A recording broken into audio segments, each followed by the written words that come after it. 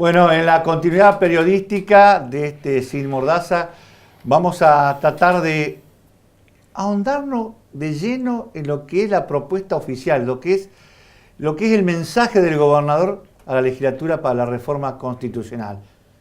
Yo decía en este espacio que se habían agregado muchos artículos y que generaban mucho ruido, sobre todo en los legisladores que tienen que definir qué ley se puede llegar a aprobar en la legislatura provincial. Por eso hemos convocado a alguien que sabe de esto. Domingo Rondina, buenas noches, ¿cómo le va? Buenas noches, Carlos, ¿cómo le va? Gusto en estar acá. Bien, a ver, coincide conmigo que son demasiados artículos, ¿no? Porque por los tiempos que se están jugando, me parece que más acotada hubiese tenido por lo menos un desarrollo más rápido. Hoy está el debate entre los propios, digamos, integrantes de una fracción política en no ponerse de acuerdo en algunos artículos. Sí, indudablemente, no solo artículos. Hay un artículo ómnibus, por ejemplo, que tiene más de 50 puntos. O sea, pusieron un montón de temas cuando que una reforma constitucional parcial en una provincia con mayorías legislativas tan fragmentadas solo se puede lograr si el temario es acotado. Porque digo, hay 6, 7, 10 puntos en los cuales todas las fuerzas políticas coinciden. Ahora, si vos le llevas a la legislatura más de 100 puntos, es muy difícil que se pongan de acuerdo. La verdad es que es sorprendente que hayan optado por un camino tan complejo y al mismo tiempo por decir que están tan ajustados con los tiempos. A mí me da mucha pena que la reforma esté empezando así, porque no es buen auspicio de que se pueda concretar. Bien, a ver, dejemos el tema de los tiempos, porque sé que acá lo dijo hasta el gobernador, en su mensaje último cuando presentó a la sociedad, dijo, si no se consigue en los tiempos o no se consiguen los votos, por lo menos he ganado en general el debate. Lo que viste, ¿es bueno? ¿Sirve? ¿O hay, digamos, muchos elementos que va a seguir dividiendo la sociedad? Bueno, en primer lugar, el proyecto es malo. Es un proyecto que está mal redactado, que olvida muchos puntos que era necesario prever, que incluso de puntos que estaban conversados, olvida cómo se habían hablado. Dame ejemplo. Ejemplo. A ver, por ejemplo, la provincia de Santa Fe tiene un problema grave desde el caso Iribarren en que la Corte Nacional anuló nuestro texto constitucional porque dice que a los 65 años los jueces pierden la inamovilidad y quedan en manos del gobernador, si los deja o los saca. La Corte Nacional en Iribarren dijo eso es inconstitucional, es nulo, no existe más ese artículo. Bien, entonces hoy los jueces en Santa Fe se quedan de por vida. Bien, eso había que modificarlo. ¿Cómo hay que modificarlo? Poniendo cese automático a determinada edad, 65, 70, 75, como dice la Constitución Nacional, pero que al llegar a esa edad cesan automáticamente, no que quedan en manos del gobernador. Ellos redactan el artículo poniendo, se extenderá la inamovilidad hasta los 75 años. Pero eso es lo que fue declarado nulo, el que esté en manos del gobernador. Lo que tenían que hacer era el cese automático a los 75 años. Bueno, entonces digo, o no lo pensaron, o se confundieron, o no estudiaron, se llevaron esa bolilla. No sé, la verdad es que es un error grave, producto o del olvido o de la conveniencia. Después que vos no podés empezar un proceso de esta naturaleza sin hacer bien el proyecto de ley, Carlos. Porque por cómo es nuestro sistema provincial, es la ley donde se decide todo. La convención es inferior. Lo importante es la ley. La ley dice qué temas no se pueden tocar, qué temas sí se pueden tocar y cómo se pueden tocar. ¿Con qué contenido? Lo hemos hablado ya con ustedes. ¿Con qué contenido? Y la convención no se puede apartar de la ley, porque dice la Constitución que si la convención se aparta en algo de la ley, toda la reforma es nula. Entonces hay que hacer bien la ley. Y eso, ese dato lo hemos charlado acá, lo hemos estudiado, lo hemos visto que es así, pero hay muchos legisladores que todavía no saben qué hacían. Me hablan de una convención soberana. Claro, Y, bueno, pero a ver, yo entiendo que el artículo 114 y el artículo 115 de la Constitución son un poco largos, tienen como 5 párrafos cada uno, pero digo, hay que leerlos porque están hechos para dummies, o sea, están muy fáciles de entender. Yo creo que con solo leer el 114 y el 115, cualquiera se da cuenta que no existe la convención soberana, que la Constitución dice que la ley es la que fija los márgenes.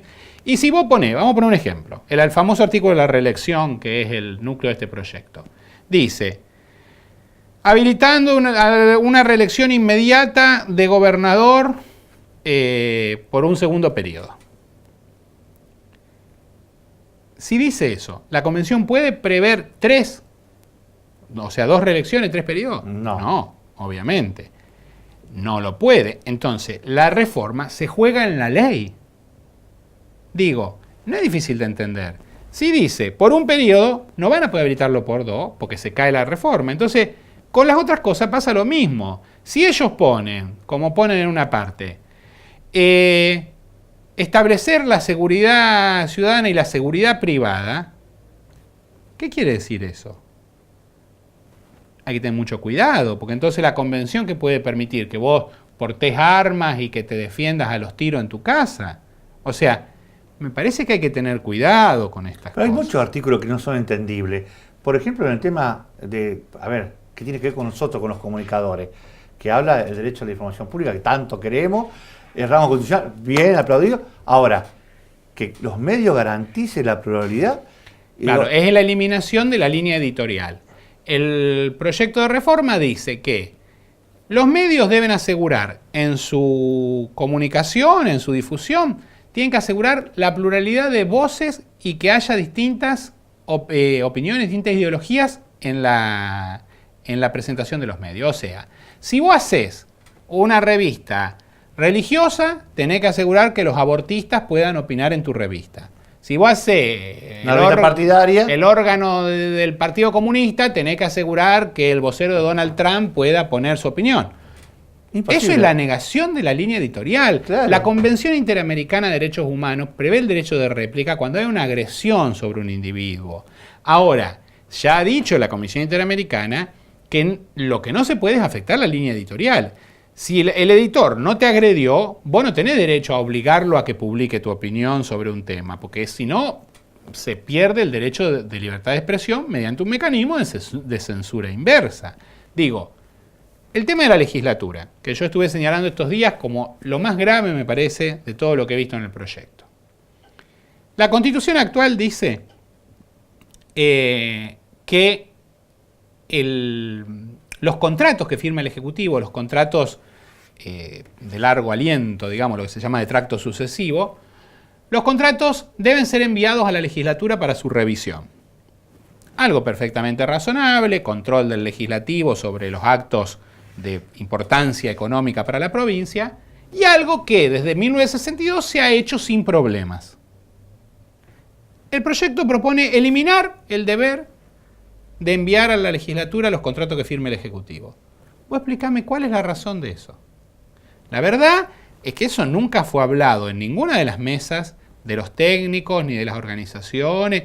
Al contrario, siempre se habló de mayor control de la legislatura, no de que se le prive a la legislatura del control. El mismo artículo 55 propone agregar la posibilidad de que el gobernador dicte leyes, de que la legislatura le delegue la sanción de algunas leyes o el completar contenidos de algunas leyes, renunciando la legislatura a su facultad legislativa. Esto se llama delegación legislativa, que es muy discutido en derecho constitucional, que se intentó limitar en 1994.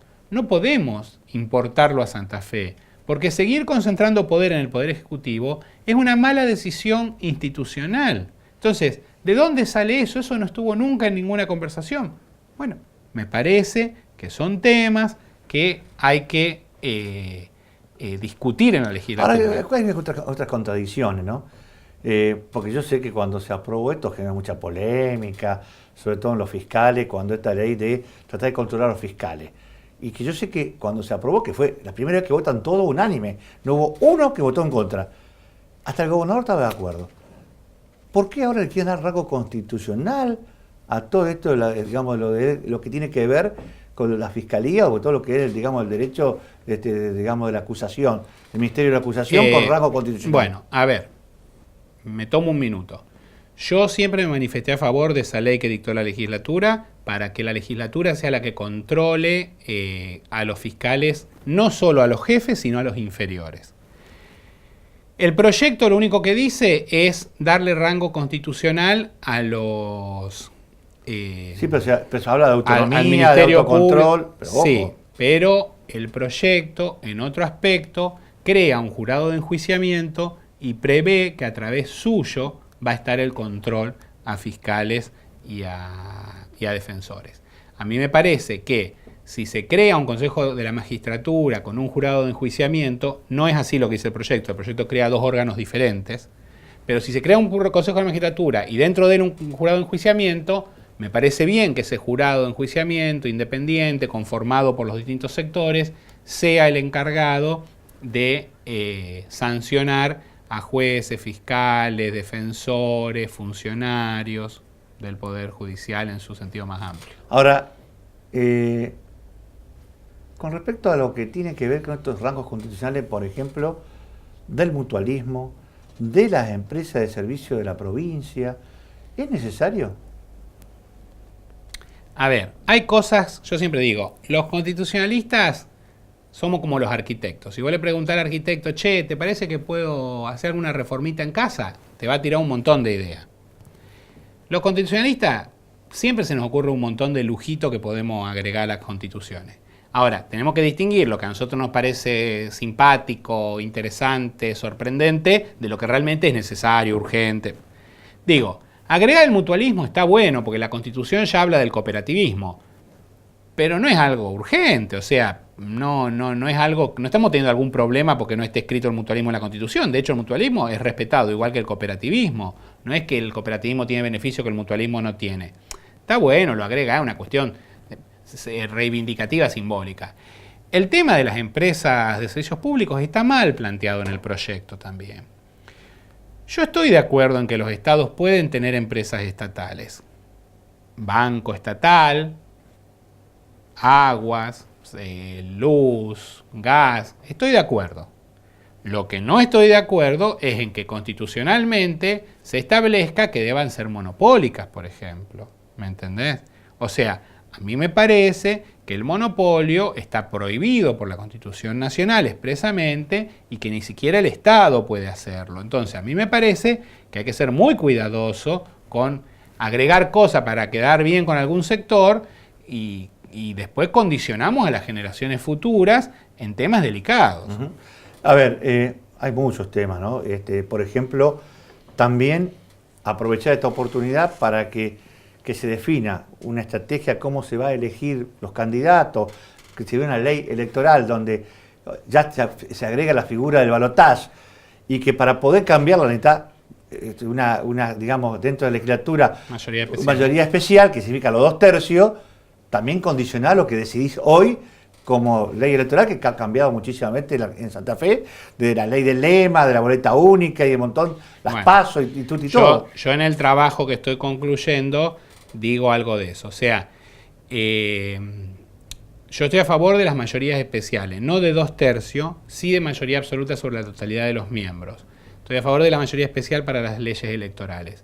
Pero en el trabajo también digo lo que vos decís, que si fuera por mayorías especiales no hubiésemos podido derogar ni implementar la ley del lema, no hubiéramos podido imponer la boleta única, no. Digo, las mayorías especiales en leyes electorales está bueno en principio, pero tengamos en cuenta que no siempre es lo que se alcanza, ¿eh? Uh-huh. ¿La figura del balotaje te gusta? Mira, a mí me gusta la figura del balotaje, me parece que es útil. Creo que en la provincia se volvió necesaria, especialmente cuando ocurrió esto del exiguo triunfo del gobernador actual, pero hay que manejarla con prudencia, no tenemos que caer en los engendros como el que tiene la Constitución Nacional, de 45, 40 más 10, sino que hay que, si vamos a balotar, hay que ir a un balotaje serio de 50%. Bien, hay muchos temas, porque se nos fue el tiempo, pero decime lo tuyo. ¿Cuál es la otra que vos decís, en esto también hay que mejorarlo o hay que cambiarlo? Mirá, a mí me parece que se han olvidado muchas cosas importantes. Me gustaría a mí que se pueda hablar, por ejemplo, seriamente del problema de la autonomía, que se respete a las comunas especialmente en su autonomía. Se sigue en el proyecto tratando a las comunas como con capiti diminutio, como si fuesen menos que los municipios. Las comunas son igual de ciudades que los municipios. La Constitución Nacional asegura a todas, sin importar cuántos habitantes tienen, su autonomía y sus prerrogativas. Y después me preocupa el tema de los derechos. Yo honestamente preferiría que no se hable de derechos en la reforma. Creo que los derechos que tenemos en la Constitución del 94 son muy completos y muy buenos. Me parece que la Constitución Provincial tiene muy bien el esquema de derechos y que todo lo que se está poniendo de derechos, lo único que va a provocar es confusiones o reducciones de derechos. Y eso me preocupa mucho. Como siempre, muchísimas gracias, doctor Rondina. Gracias a ustedes. Bueno, y me alegra haberte encontrado que leíste tanto el proyecto. No, aparte son varios los temas. Pasa que el tiempo no lo permite. Pero, pero me gusta que lo hayas leído tan atentamente. Y lo que sí me interesa, porque lo revisamos hace mucho tiempo, fuimos uno de los pocos que creímos que se venía esta discusión. Cuando nadie pensaba, nosotros dijimos, el gobernador está decidido, vimos que había una decisión política, empezamos a plantear, empezamos a charlar, y con charlas tuyas hemos descubierto también muchas cosas que por ahí demuestran la falta de información que tienen hasta los propios legisladores, que es lo que más me perturbó. Es decir, desconocimiento, y son ellos los que tienen que producir esta reforma. Así que gracias por aclararnos e ilustrarnos siempre. A ustedes nos volvemos a encontrar en 7 días.